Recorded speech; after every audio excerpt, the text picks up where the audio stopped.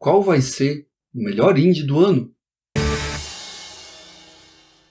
A gente acabou de passar a metade do ano e já saiu muita coisa interessante. Aí já vem aquelas discussões de qual vai ser o melhor jogo do ano.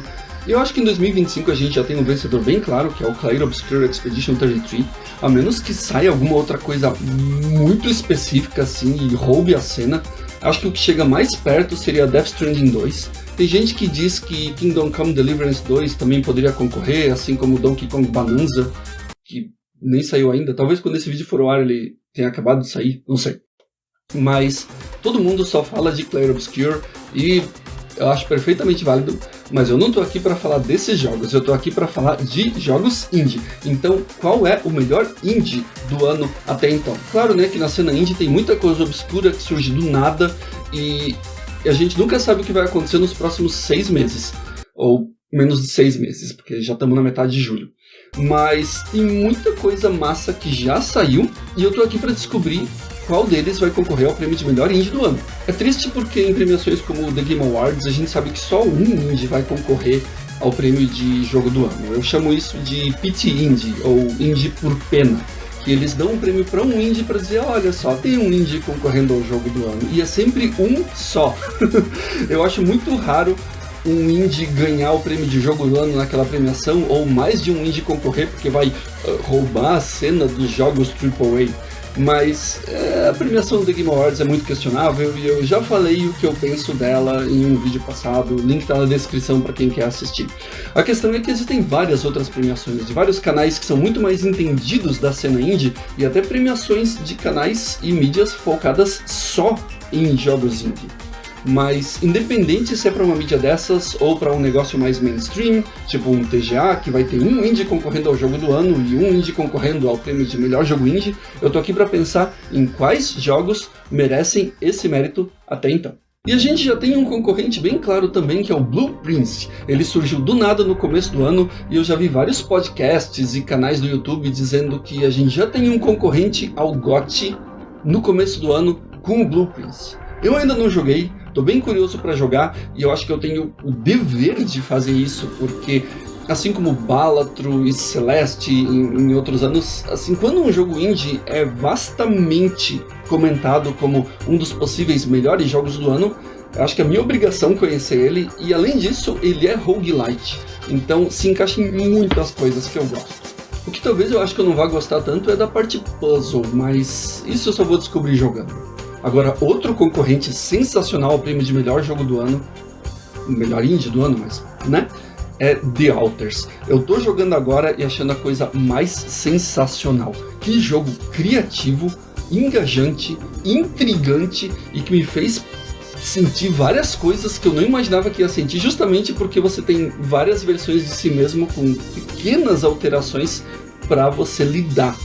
E é uma coisa que eu não estou acostumado a ver em jogos de videogame. É muito interessante e por enquanto está sendo o melhor jogo que eu já joguei esse ano. Bom, mas existe um terceiro competidor óbvio chamado Hades 2. Isso se o jogo sair esse ano, porque o jogo já está em Early Access desde o começo do ano passado e eu tenho jogado desde antes disso, quando eu fui chamado para um beta fechado. A questão é que Hades 2 ainda não oficialmente lançou e por mais que o jogo na versão Early Access já tenha mais conteúdo e seja, na maioria dos pontos, melhor do que Hades 1, ele ainda não foi lançado. A Supergiant Games está com a previsão de lançar o jogo para esse ano, então eu acredito que ele vai sair e vai concorrer. Hades concorreu ao melhor jogo do ano em 2020, eu acredito que Hades 2, o sucessor dele, é mais do que merecido concorrer entre os melhores jogos do ano, ponto, não só entre os melhores indies do ano. Então esses são os 3 óbvios, Blueprints, The Alters e Hades 2. Mas tem vários outros que chamam a atenção também, que estão recebendo muitas análises positivas no Steam, ou que surpreenderam o pessoal na internet de maneira geral. Acho que o primeiro que eu posso mencionar é Ripple, ou Repo, né? Repo, parece o nome de instrumento musical. Enfim, Ripple é mais daqueles jogos engraçadões de fazer tarefas com galera e acontece muitas zoeiras, tem coisa errada, tem chat de proximidade que é um negócio bem legal, tem atmosfera zoada. Ele é o Little Company desse ano, não é bem o meu estilo de jogo, mas eu sei que muita gente jogou e se divertiu. Outro Outro que muita gente jogou e achou interessante é Citizen Sleeper 2, que eu diria que é tipo o Disco Elysium desse ano. Um jogo muito focado em texto, em interpretação, em diálogos, em tomadas de decisões fodas que vão te pegar pela garganta e jogar no chão. É o tipo de coisa que eu realmente tenho vontade de jogar, mas eu não joguei ainda, e quem jogou, pelo menos do enredo, falou que é a coisa mais sensacional. Agora, o jogo de Agile, o jogo que realmente me surpreendeu positivamente, foi o Haste, que é basicamente um jogo de correr pra frente de plataforma, mas muito bonito, muito frenético, muito aberto, muito cheio de possibilidades. Ele é basicamente o que um Sonic 3D gostaria de ser. Tá certo que o Sonic 3D já ficou bem aberto com Sonic Frontiers, mas antes, quando era meio que um caminho pra frente, esse jogo te permite correr, desbravar campos e ambientes legais, assim, além de ser muito visualmente chamativo e carismático. Existem outros jogos indie que chamaram bastante atenção esse ano, o Promise Mascot Agency, por exemplo, pelo clima zoado. É sempre bom ter um jogo cheio de bobeiragens, sabe? Outro que chamou a atenção seria o Peak, do mesmo pessoal que fez Another Crab's Treasure, só que dessa vez é um jogo de escalar uma montanha, um negócio bem cozy, bem agradável. Ele não é um jogo que nem esses jogos mais troll, assim, de subir, tipo um Getting Over It ou Only Up, que se você cai, você escorrega e volta tudo lá embaixo e você fica nervosão. Assim, eu sei que se você errar alguma coisa na escalada, você vai cair, mas ele é um jogo mais focado em apreciar a viagem, sabe? Parece interessante, e vindo do pessoal que fez Another Crab's Treasure, isso me chama muito a atenção.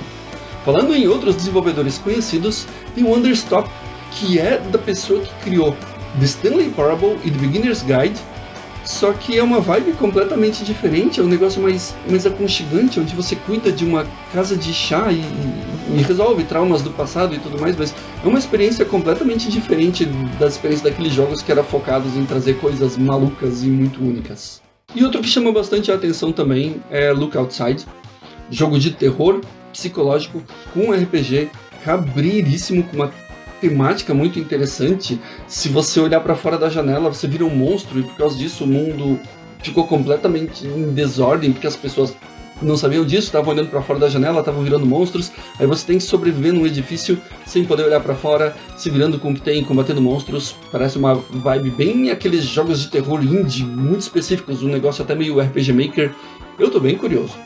Mas seriam essas as minhas previsões quanto ao jogo do ano. Quanto às minhas expectativas, na minha opinião, acho que o que vai chamar a atenção de todo mundo, ser nomeado e se ganhar algum prêmio, vai ser Blue Prince. Embora eu esteja torcendo para Hades 2, né? Se vocês estão acompanhando a série de roguelites aqui do canal, seria esse o melhor roguelite de todos, vocês vão ver que por enquanto ele tá no topo da lista com o mérito de ser o melhor roguelite.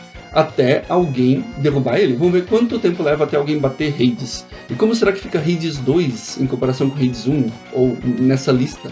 É o que a gente vai descobrir no futuro. Mas, na minha opinião, Hades 2 merecia ganhar prêmio de Indie do ano e, quiçá, jogo do ano. Mas The Outers também é muito bom.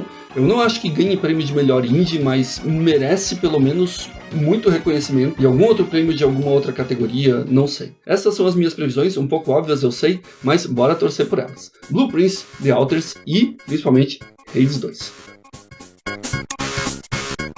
E agora eu quero saber de você, quais são as suas expectativas para o melhor jogo indie do ano? Quais são os jogos indie que você jogou, achou sensacional e eu não mencionei aqui?